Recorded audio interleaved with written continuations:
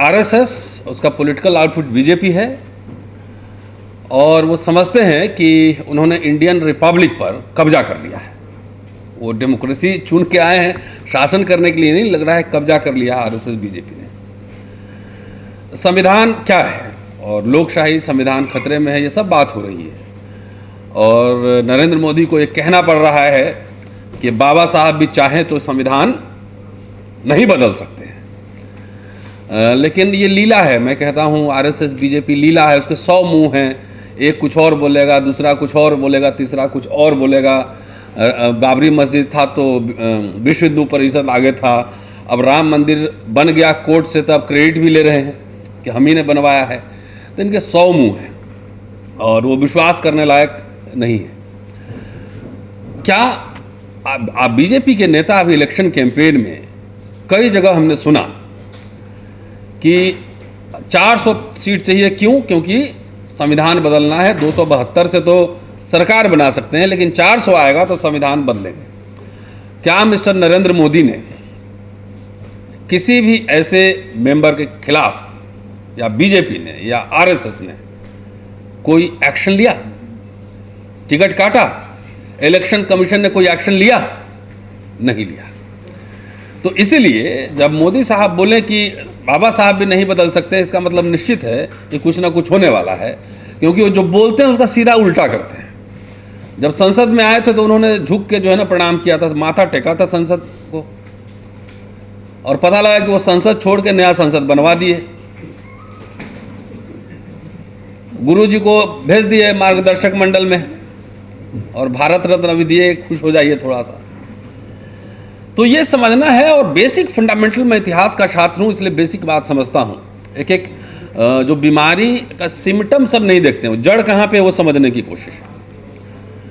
ये जब भारतीय संविधान लागू हुआ तो गोरखपुर का वो कल्याण प्रेस था, वो सब अंबेडकर के खिलाफ और संविधान के खिलाफ कितने छपते थे वहाँ पर। लागू हुआ तो ऑर्गेनाइजर ने पहला ही 4 दिन बाद ही लेख छपा कि संविधान को नहीं मानते हैं। तो जो संविधान को मानता ही नहीं, जिसके मूल में ये बात हो, उससे ये अपेक्षा करना कि वो डेमोक्रेसी और कॉन्स्टिट्यूशन और इंडियन रिपब्लिक, मैं कह रहा हूं, को बचाएगा, ये उसी तरीके से है जैसे दही बिल्ली के सामने रख दें और सोचे कि बिल्ली दही नहीं खाएगी। तो हमें कोई कंफ्यूजन नहीं है। पॉलिटिकल पार्टीज तो इलेक्शन के समय बोलते हैं, हम लोग तो नैनीताल जी बैठे हुए पिछले 10 साल से यही बात कह रहे हैं, और जो बात कह रहे हैं अब लीडर लोग भी बोल रहे हैं। भाई संविधान क्या है? डॉक्टर अंबेडकर के शब्दों में ही कि संविधान एक अस्थि पंजर है, स्केलेटन है, उसमें ब्लड और फ्लैश डालना है। एक आइडियल है कि संविधान, और जिस दिन संविधान लागू हुआ उसी दिन से पूरा भारतीय समाज और संस्कृति वर्ल्ड टर्न अपसाइड डाउन हो जाएगा, केमिकल लैब की तरह की डाला तुरंत बदल, ऐसा नहीं था। ये बात जो कॉन्स्टिट्यूएंट असेंबली के लोग थे ये भी जानते थे, डॉक्टर अंबेडकर भी जानते थे, जवाहरलाल नेहरू भी जानते थे। इसीलिए एक आदर्श स्थिति थी कि भाई इसको अचीव करना है। 25 नवंबर 1949 के भाषण में ही डॉक्टर अंबेडकर ने इशारा कर दिया था कि संविधान कोई अच्छा बुरा नहीं होता है, वो कौन लागू करने वाला है, इसकी प्रकृति क्या है, वो सोचता कैसे है, उसके सोच पर निर्भर करेगा कि संविधान कैसा होगा। अगर अच्छा आदमी है और संविधान खराब भी है तो वो अच्छा बना देगा उसको। अगर संविधान अच्छा है और उसको लागू करने वाले लोग अगर खराब हैं तो संविधान खराबी साबित, उस समय इशारा हो चुका था। तो ये असेसमेंट करना कि 10 साल में, देखिए संविधान, मेरी ये समझ है कि हो सकता है, ये संभव है कि संविधान हम कॉन्स्टिट्यूएंट असेंबली बैठाएंगे और संविधान खत्म करेंगे, घोषणा करके हो सकता है संविधान नहीं बदला जाए। यह भी संभव है कि बगैर घोषणा किए हुए भी संविधान खत्म किया जा सकता है। And this is what is happening for the last 10 years। 10 साल से आप देखिए जो संवैधानिक प्रावधान है, डॉक्टर अंबेडकर ने कहा, अच्छा आवाज अब आ रही था, आवाज तो ठीक ही है मेरी। डॉक्टर अंबेडकर ने कहा कि कानून के नजर में तो हम सब समान होंगे, लेकिन प्रशासन के नज़र में हम समान हैं कि नहीं हैं, यही सबसे बड़ा, सबसे जरूरी बात है। वो कॉन्स्टिट्यूशनल मोरालिटी की बात कर रहे थे। क्या इलेक्शन कमीशन को नहीं दिख रहा है कि राहुल गांधी का हेलीकॉप्टर में तलाशी ली जा रही है और प्रधानमंत्री और होम मिनिस्टर के हेलीकॉप्टर की तलाशी नहीं होगी? बीजेपी के जितने लोग, एक तरफा इलेक्शन कमीशन तो एक तरफा है, वो बीजेपी के लिए काम कर रहा है सीधा सीधा, कि जिस तरीके की भाषा का इस्तेमाल लोग कर रहे हैं बीजेपी के लीडर्स, इलेक्शन कमीशन को नहीं दिखता। जब चुनाव के समय कॉमन बच्चा भी बता देगा कि 10वीं का बच्चा बता देगा कि चुनाव के समय सारे प्रशासनिक शक्तियां जो है इलेक्शन कमीशन के पास होती है, तो क्या ईडी सीबीआई भी इलेक्शन कमीशन के बियॉन्ड है? जब डीएम इलेक्शन कमीशन के इशारे पे काम करता है, सीएम इंटरफेयर नहीं कर सकता है वहां। इलेक्शन कमीशन जब चाहे उसका ट्रांसफर कर सकता है। तो ईडी सीबीआई इनकम टैक्स क्या इलेक्शन कमिश्नर के कंट्रोल में नहीं है? और कह रहे हैं कि हम भारत मदर ऑफ डेमोक्रेसी। मैं विश्वविद्यालय कैंपस में रहता हूं और मैं ये समझता हूं कि जब कॉलेज और यूनिवर्सिटी की बैरिकेडिंग शुरू हो जाए, बैरिकेड्स लगने शुरू हो जाए, जब नंदिता जी कॉलेज में मुझे जाने से रोका जाए, चाहे रामजस में जाने से रोका जाए, तो ये सिम्टम है कि तानाशाही आ चुकी है। और हर जगह एक छोटा रिचार्ज मोदी बैठा हुआ है, चाहे कॉलेज का प्रिंसिपल हो, वाइस चांसलर हो, थानेदार हो, कोई भी हो, छोटा, हर जगह वो फिल्टर डाउन करता है पूरा। तो सबसे पहली बात है कि संवैधानिक प्रावधानों को अगर आप खत्म कर दें, show me your face, I will show you the rules, show me your party, I will show you the rules, show me your cast, your religion, I will show you the rules, ये तो सामने सीधा और सीधा हो रहा है।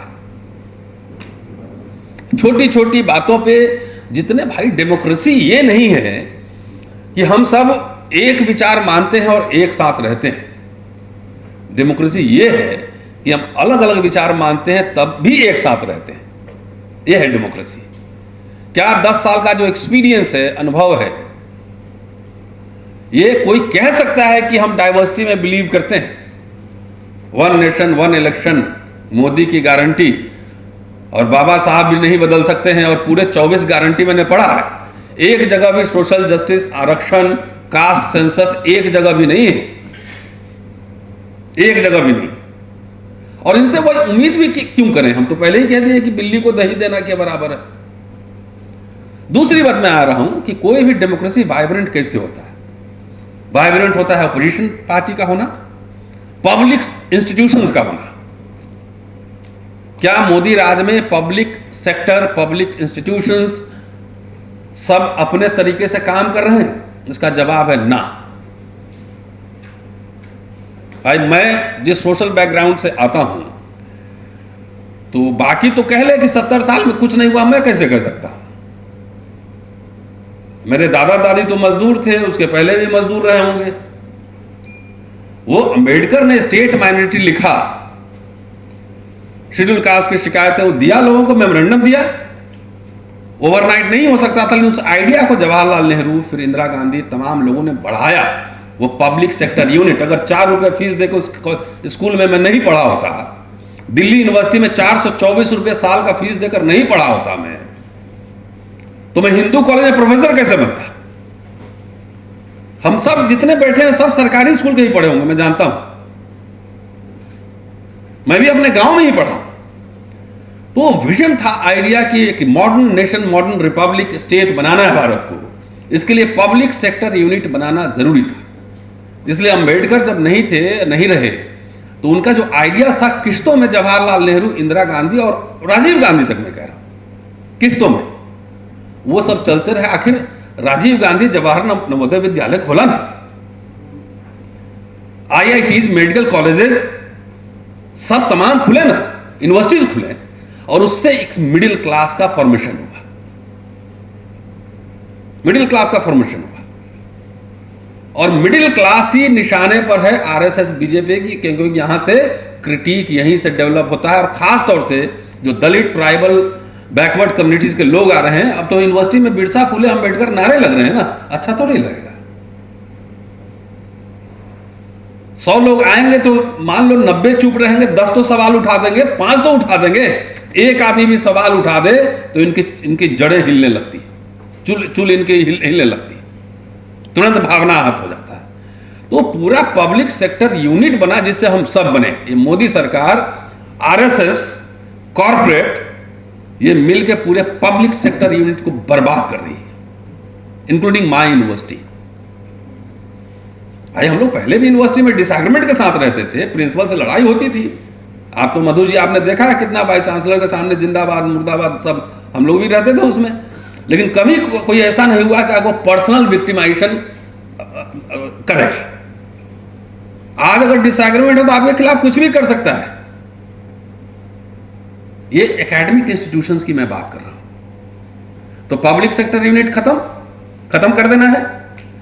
80 करोड़ लोगों को अनाज देना है। इस बार इलेक्शन जीत गया तो 100 करोड़ को ले आएगा। मिडिल क्लास खत्म हो जाएगा तो जाएगा कहां? और खास तौर से मैं schedule caste, schedule tribe, backwards जो ईबीसी है उसमें कह रहा हूं, ये आपके पास तो ना जमीन है, ना व्यापार है, ना व्यवसाय है। जो मिला जुला के था, एजुकेशन, आरक्षण, सरकारी नौकरी, इसी से आपका मिडिल क्लास बना था। एक बार खत्म तो फिर आपको जमीन गांव में भेज देगा, वहां पे खेती करवाएगा। तो थोड़ा बहुत जो मोटापा चढ़ा है खेती करने पे वो सब चर्बी उर्बी सब गल जाएगा, बीपी शुगर सब ठीक हो जाएगा।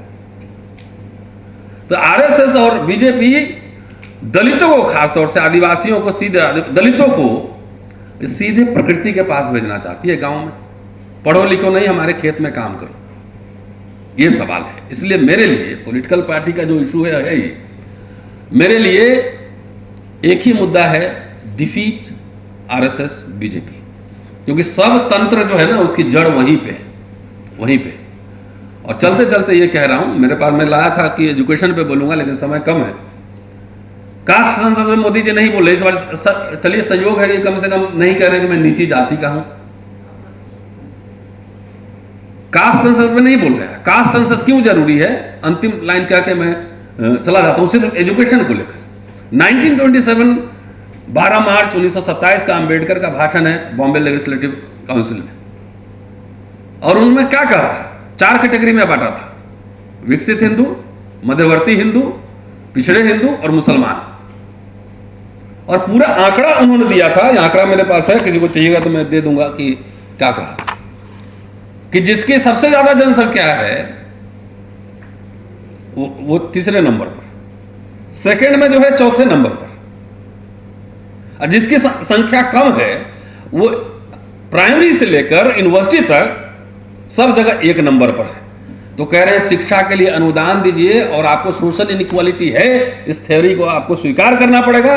और इसलिए आपको स्पेशल फंडिंग इन कैटेगरीज को पढ़ाने के लिए आपको देना पड़ेगा।